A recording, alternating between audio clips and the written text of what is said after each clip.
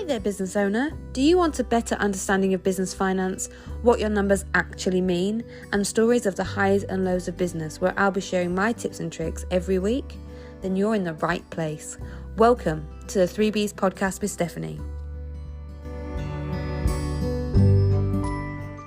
Hi there, welcome back to another episode of the 3Bs podcast with Stephanie. I'm your host, Stephanie, and this week I really want to talk about cash flow. Now, what cash flow is, what cash flow means for your business, positives and negatives, and tips and tricks and strategies you can use to improve the cash flow in your business. So if you want to make more money and don't want that stress of how you're going to pay that bill that's coming up, then stay tuned and listen to this episode.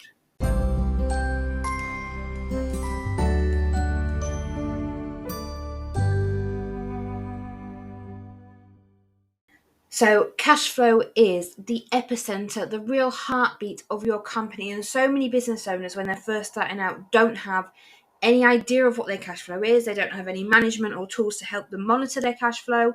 And it's the fuel that keeps your operations running smoothly. And it's the thing that will make your business more successful and enable you to grow. After all, if you don't have a healthy cash flow, you don't really have a business. Now, that means that you've got more money going out than going in if you do not have a healthy cash flow. And I believe you're listening to this podcast because you're driven to be a successful business owner like me with a thriving, legitimate and profitable business. So let's get the cash flowing like the Amazon River.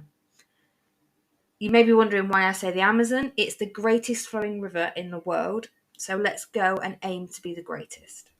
You may be thinking, so what is cash flow exactly? I mean, cash flow is the movement of money in and out of a business over a specific period of time.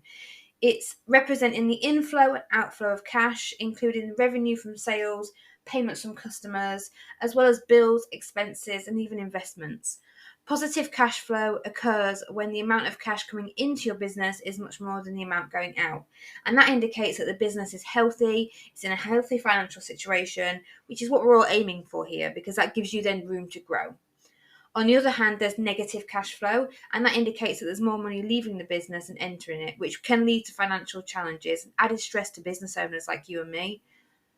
Managing your cash flow effectively is crucial for sustainability and growth of any business, and it ensures that there's enough to pay your bills, pay your staff, wages, your overheads, as well as investing in new opportunities and handling unforeseen circumstances, which, with the best will in the world, will always happen.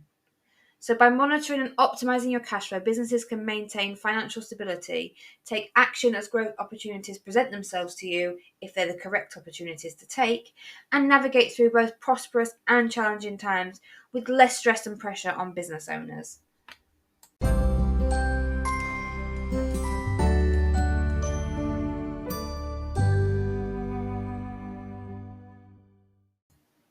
So, now you know what cash flow is and why it's important to your business. Now you need to monitor your cash flow regularly as well as forecast future trends. Now that's two different steps here. So first of all, you need to monitor your cash flow regularly. So either create a spreadsheet or use your accounting software. Xero and QuickBooks, I know, definitely have this functionality in their analytics. You can also have cash flow forecast technology tools specifically for that. They're really great for streamlining the processes and gaining real-time insights into your financial position. If you're not willing to do that or don't understand the data that's going to come through from that, then get a spreadsheet and just track your money in and money out, income, expenses, day on day for 30 days, and that will give you a whole month of data to work from. Now, once you know what's happened in those 30 days, you can then use it to forecast future trends, and that's where the key is in cash flow, is that you can use it for what if. So what if I increased this bit of equipment? What if I bought another equipment? What if I increased this staff's wages? What if I gave more hours to this staff? You can calculate and predict future trends. It's like having a business crystal ball. And although you can never guarantee it 100% because business unforeseen challenges happen all the time, it's absolutely key for you to discover those potential gaps early enough to take action, and then you can keep that healthy cash flow. Or maybe now is not the right time to invest in a new piece of software because you know that the interest is going up on your mortgage repayments, on your office building, or no, actually our cash flow is healthy, so we can afford to get a new van or buy that new piece of equipment, which will increase the sales anyway, increase the productivity, but we have enough to do that without it affecting being able to pay staff's wages, for example. If you do want more insight or want to really understand the information, interpret the reports that cash flow forecasting can give you, then you need to find an expert. Bookkeepers are great at being able to assist. You can contact us at ABCS UK. I'll pop our email address in the show notes. We are experts in cash flow forecasting and interpreting those reports. So if you need some help, get in touch and we'll be more than happy to help you. And once you've been tracking your cash flow, you're keeping an eye on it, you're managing it, you're reviewing it, you are predicting the future with it and using it to make better financial decisions. Once you've got that up and running, I strongly suggest, and this is my top tip this week, is to set up a reserve fund to cover unexpected expenses. Now, unforeseen circumstances are inevitable in business. Like, we cannot predict everything. The pandemic was a prime example of that, where everything just, for many businesses, went upside down overnight. But you can prepare for this to a degree from a financial perspective by establishing a reserve fund. Now, I say that you should set aside 3 to 6 months worth of operating expense or overheads. That's what you should be aiming for in that reserve fund.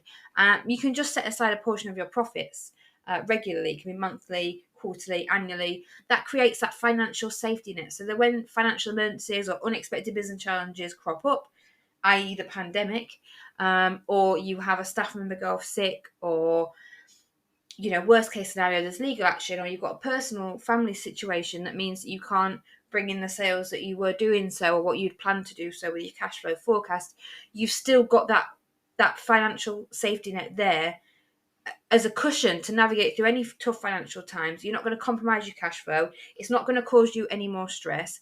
Usually when these unforeseen circumstances arise, they are usually stressful. They do cause business owners and entrepreneurs a lot of stress. So by having that safety net, it will really just take away that stress, reduce that level of pressure. Having that safety net, I keep saying safety net, but it really is, and it's crucial. But by having that safety net there, if you dip into it again, then just set aside a portion of your profits next month, quarter, or year, depending however you choose to do it. I would recommend doing it more monthly or quarterly. I wouldn't necessarily leave it annually. A lot can change in a year, and these unforeseen circumstances really can come up at any time. So if you do anything today, create a reserve fund. Whoever you bank with, create a separate bank account. It can be a savings account, it can be a current account. Make it an easy access one, so don't necessarily lock it away in a savings account that you can't access easily, but create a reserve fund and make a calculation, like work out how much 3 to 6 months of operating expense or overheads for you will be. So that's your rent, your staff wages, any software, anything that is imperative to you running your business. And then that is the goal figure, that's the number that you're aiming for. And you could use that to keep a track of how to build this financial safety net.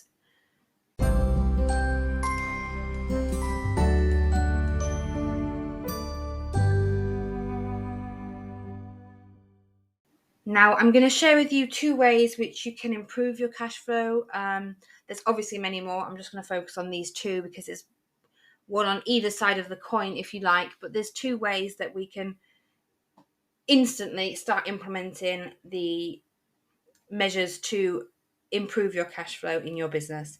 So first of all, on the accounts receivable side, so on the customer side of things, you can offer incentives for early payments. So if you are in a particular industry where businesses or clients don't pay you on time, you have a challenge getting them to pay you on time, you have to often have credit control services or chase clients or customers for payment, then it may be time for you to consider implementing incentives such as discounts or rewards for clients who settle their invoices before they're due. So if they settle them early, it's more encouraging for them because they have an incentive to do so. It also reduces the risk of them paying you late, and the money is sometimes better in your bank by offering out that incentive. It can be a percentage discount, it can be reward points. I know companies who offer reward points for early payment, and then when they get a certain number of points, they can exchange that for branded merchandise or a bottle of wine or whatever it may be. That works quite well for some businesses. Obviously, it depends the industry you're in, and every business is slightly different. The other side of the coin is to control your expenses. So if you have suppliers that you're purchasing from regularly, they may already offer terms, but they may not yet offer you terms. So it's worth asking them if they have terms. If you already have terms, look at the agreements you hold with them and see if there's any opportunities to negotiate a more favourable term, a longer payment due date, for example. You could also ask for discounts on bulk or wholesale orders. That would obviously mean that you're paying less per item, which would help improve your cash flow because you're spending out less for the same number or quantity of items. Also, I mean, if that doesn't work, there's also the option to look at an alternative supplier to see if they offer either more competitive prices or even match their prices but offer more favourable terms, pay in 30 days, for example, or any credit they can offer you. There's just two ways that you can start improving your cash flow right now today. As you can probably tell, I love cash flow forecasting. I'm going to get off my soapbox soon, I promise. But first of all, hopefully by now you realise how effectively managing your cash flow really is essential for maintaining a healthy business and having that space to grow and scale, which is why I believe you're all listening to this podcast. So implement these tips, optimise your cash flow, seize growth opportunities. It enables you to navigate financial business challenges much easier and with confidence. If you're a new business, then start implementing it today. Start you doing it today. Start tracking your cash flow ins and outs, which will enable you to then forecast further down the line. If you're an existing business and you already have data on software, then you may be able to pull off a cash flow forecast straight away and start looking at it, interpreting it, and getting more of an idea of what the information is showing you. If you do have any issues interpreting the data or getting set up or want some advice, do get in touch with us at ABCS UK. The details are in the show notes. It's something I am incredibly passionate about. It's something I really love and think every business should have. Well, I know every business should have it, no matter where you are in business. This is an essential tool to maintain you having a business and enable you to scale. So thank you so much for listening. I can't believe we're on episode 11 already. I don't know where time goes. If there's a particular topic you would like me to cover, do let me know. I love to create these podcasts for the audience so that they're really valuable to you and they're going to add something that you can then implement quite quickly and easily into your business and really see that difference. If there's a particular skill set that or a topic you'd like me to cover that I'm not an expert in, I am happy to get guest experts in to do that for you. So if it's a topic that you don't think I can cover, then I can always get someone that is. I really want this to be the go-to podcast so that any business owner can go onto it, find the particular topic they want to learn about or a particular challenge they're facing, and in 15 minutes or less, really go away with something that can make their life easier so they can build a better business. Have a wonderful week, and I'll see you on the next episode.